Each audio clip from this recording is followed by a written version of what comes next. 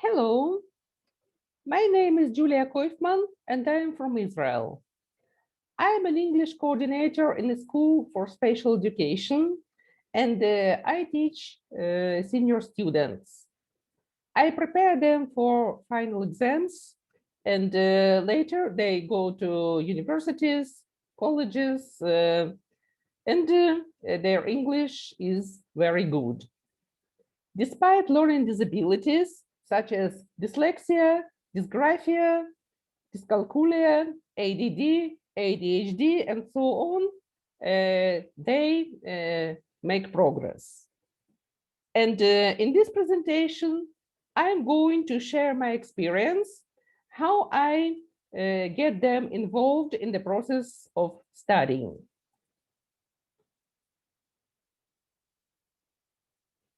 My presentation is going to deal with visual study skills for students with learning disabilities. Here is my program. First, I'll tell about learning styles. And then I'll talk about brief understanding of memory theories, demonstrate visual examples of good practice, and tell you how to teach spelling, grammar, and reading comprehension.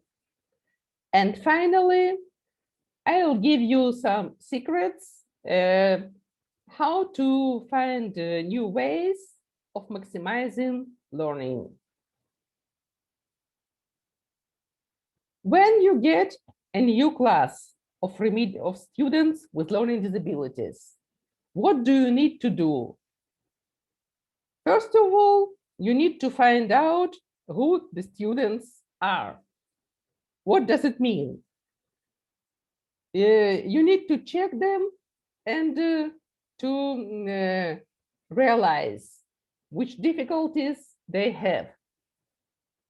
Some students may be very good at speaking English, but doing tasks not very well, make a lot of spelling, grammar mistakes, or misunderstand texts. Some students are very good at reading, writing, and listening comprehension, but they cannot speak. Of course, all the kids are different. So when you find out their learning variability, you need to build the strategy of teaching and demonstrate them the strategies of their studying. So you need to build a program, how to support them with traditional and modern online tools, and find the tools for engagement. When you do it, you need to give your students the tools for representation, for action, and expression.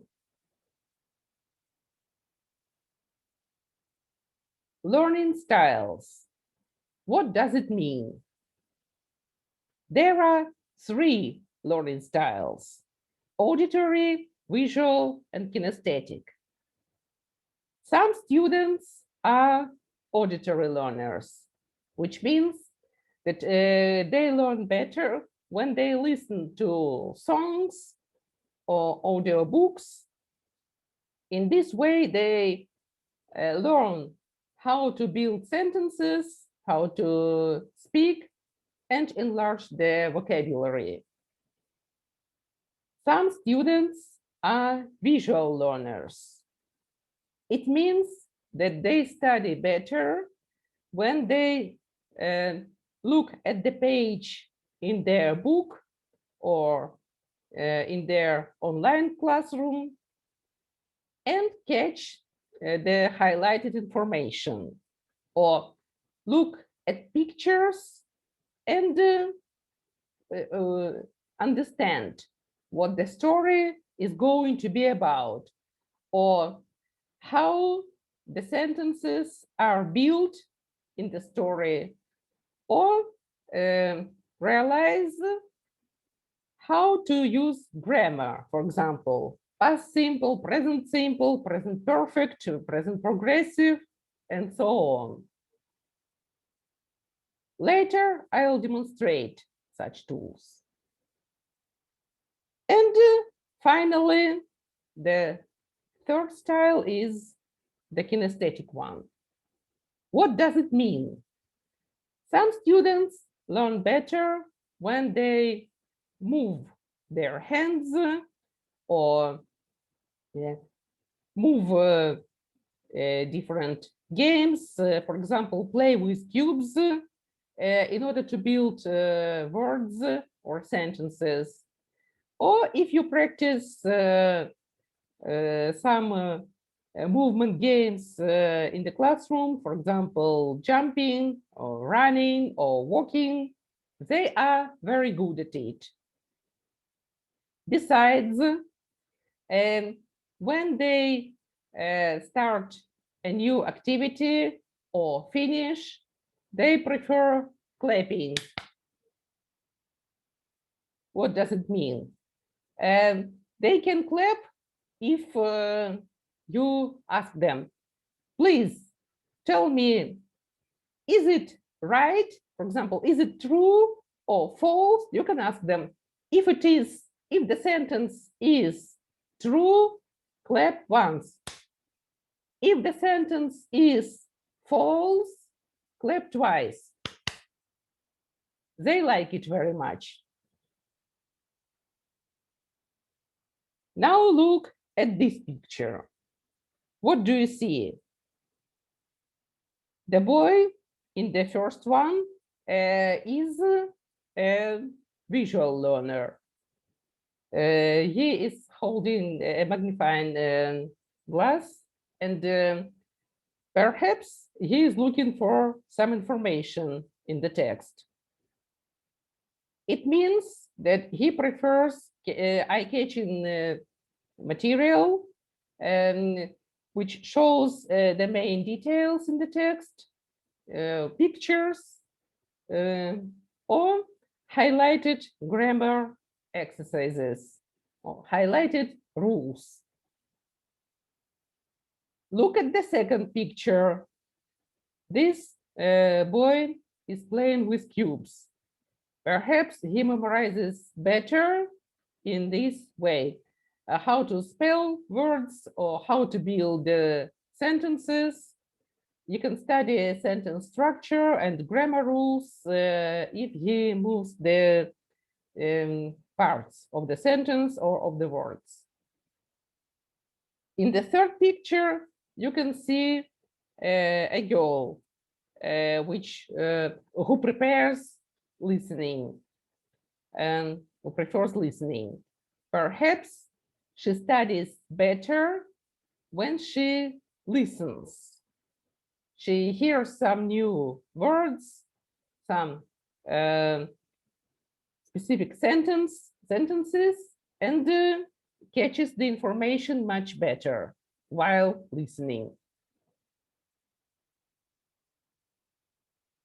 Now let me introduce some memory theories.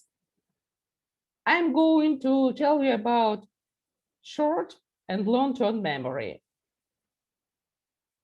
Short-term memory deals with the events that happened some minutes ago, or some minutes, some hours, or some days ago. And long-term memory deals with the event that happened some months or years ago. Both parts of the memory are conscious and unconscious. What does unconscious memory mean? It deals with the physical skills, for example, doing something with the hands, painting, playing musical instruments, riding a bike, and so on. And conscious memory is also called explicit or declarative memory. It is divided into the episodic memory, it's all about me, and semantic memory, just the facts. Dyslexic students may be good at unconscious memory. They usually do different things with their hands quite well, but they often have problems with explicit or declarative memory, conscious memory. Well, and look at this scheme. So, phonological loop, video spatial, sketchpad, and episodic buffer are the parts of the central executive. Dyslexic students like video spatial sketchpad. And the central executive deals with the language, visual semantics, and short-term episodic memory. In order to improve the latter one, short-term episodic memory, you should combine two learning styles, a visual one and an audio. So you should use pictures, songs, and films in order to help your students to develop this memory. As for the language, dyslexic often find it the hardest. So now I am going to tell you how to enhance their memory. Well, what about working memory and dyslexia? Students with dyslexia have very poor verbal memory and have difficulties with remembering the sequence of information that is presented out loud. They misunderstand instructions and they forget new vocabulary words, confuse names, and cannot identify words and understand the text. When it comes to writing, they misspell and confuse words. They also misunderstand grammar and sentence structure. And one of the most difficult things is spelling and also repeating new or unfamiliar verbal information. This can make them embarrassed to repeat the information in front of the others. So they often refuse to answer the teacher's question. Which strategies should you use in the remedial classroom? First of all, no child left behind. It doesn't matter which difficulties your students have. Perhaps they misspell or misunderstand or cannot speak English despite very good understanding. They need to be involved in the process of learning. How can you do it? You should use puzzles, quizzes, and small talks and other activities that enable each student to be involved. For example, you can choose the materials for weak students or for more advanced ones, or you can combine. For example, if you give them a spoken activity, you can divide them into groups, no matter in the real classroom or online, and you can place weak and strong students together For instance, weak students can be interviewers. They can ask questions, and more advanced students answer them. Let me give you an example. One student interviews the other one. For example, could you tell me something about Safari in Tel Aviv? When did you go there? Did you enjoy it? And his partner answers, yes, of course. Last week, I was in Safari in Tel Aviv. I saw zebras, lions, elephants, giraffes, and so on. I really enjoyed it. I had a jeep ride, and so on.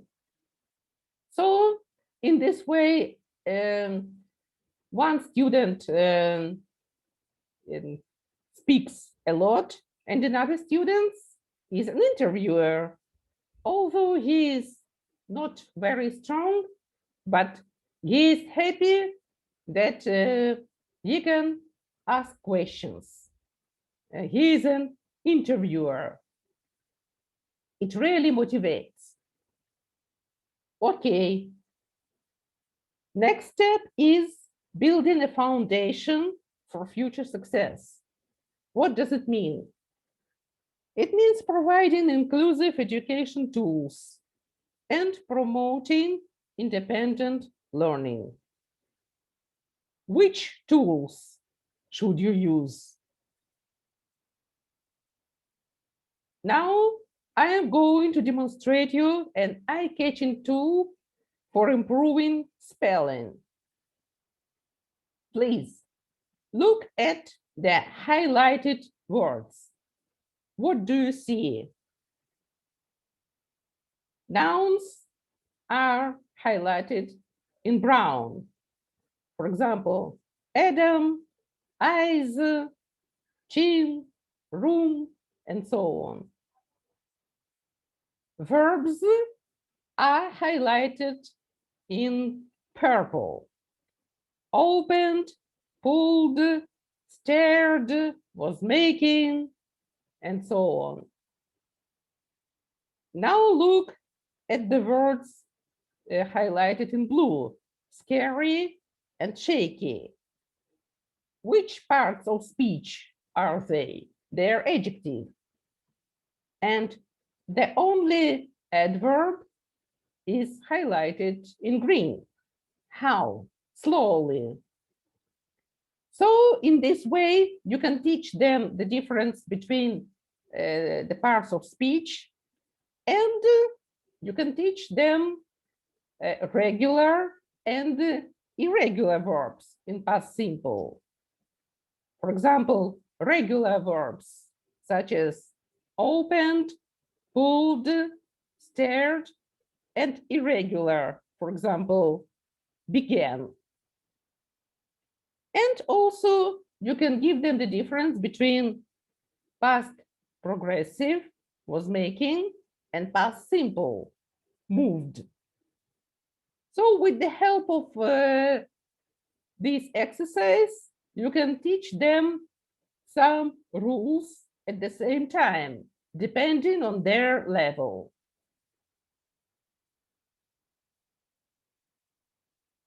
Well, how to teach grammar? Please look at the pictures. First of all, you need to use the eye-catching materials.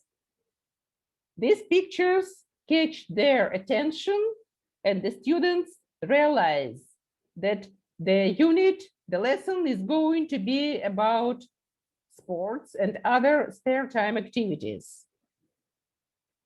And now you can start this leading activity. For example, have you ever climbed the rocks? And the student can answer, yes, I have. No, I haven't. So let them know that have climbed are highlighted in green. It's a part of present perfect. The question starts with have, and the answer must finish with the same word. Yes, I have. No, I haven't. And now let them see another question. When did you climb them? So ask them what the difference is between have you ever climbed the rocks or when did you climb them, so that they will explain. If they cannot explain, let them know that just explain them the difference between present perfect and past simple. So this is a good leading activity for all students, more advanced and less advanced. Now you can see a grammar exercise for your virtual classroom. In this exercise, student can enforce their skill how to use past simple and present progressive. Perhaps after this lead-in activity, they might have a text for reading or listening comprehension, or maybe a short story. And then after they answer the questions about the reading or listening comprehension, they need to do the exercises to understand the difference between present perfect and past simple. This exercise was copied from a virtual classroom. As you see, it enables students to check themselves. When they do the exercise, they can check their answers and realize which mistakes they have made. Wow. How to improve their reading comprehension? In order to catch their attention, you can start a lesson with a short soundtrack, music. It may be a soundtrack or a song with specific vocabulary, grammar, or sentence structure. Then show them some pictures so that they will understand what the story is going to be about. And in order to help them understand the story better, use graphic organizers so that they will write there in the graphic organizers. They will understand the beginning, the middle of the events, the middle of the story, and the end. It's the simplest graphic organizer enables the kids to introduce the beginning, the middle, and the end of the story. And the more complicated graphic organizers also enable students to write about main events, the turning point, the climax, and the end. And also you can use storytellings for students of all levels. Well, why should you use a soundtrack or a music or a song connected to the story? Firstly, it provokes their interest, and secondly, it enables them to get involved, to get interested and involved. Now, here is an example of storytelling with words and pictures. And this is an example of a graphic organizer. So you can see this is the simplest one, the beginning, the middle, and the end. Students can prepare their own graphic organizers and exchange them. For example, in order to cooperate, they can prepare their own graphic organizer and exchange it with another group. They can also prepare class presentations and give them. If some students have difficulties with presenting in front of the classroom, you can ask more advanced students to do it.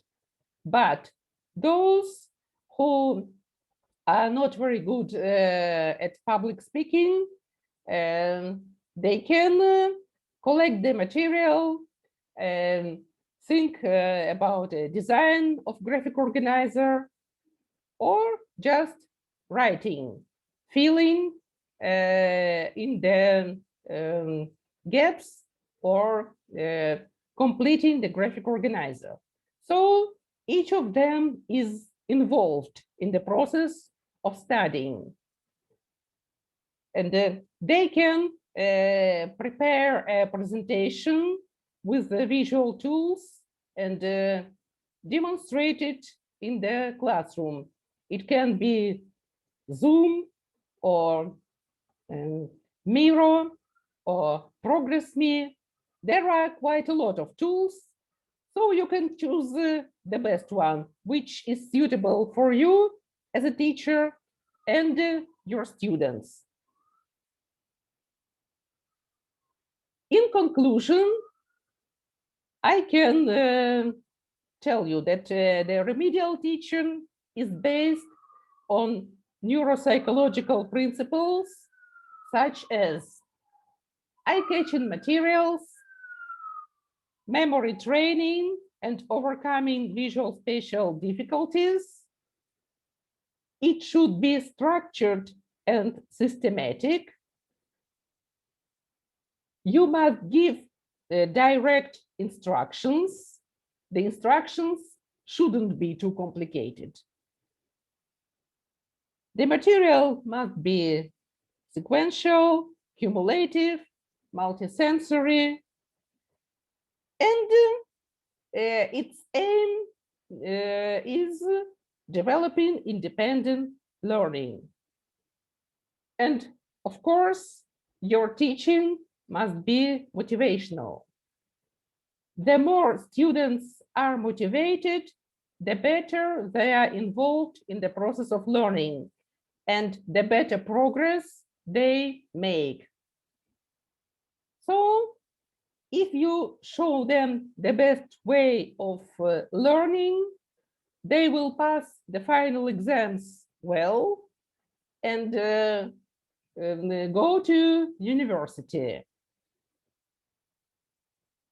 Okay, thank you for your attention. Please contact me on email, on Facebook, or on Instagram. Thank you very much.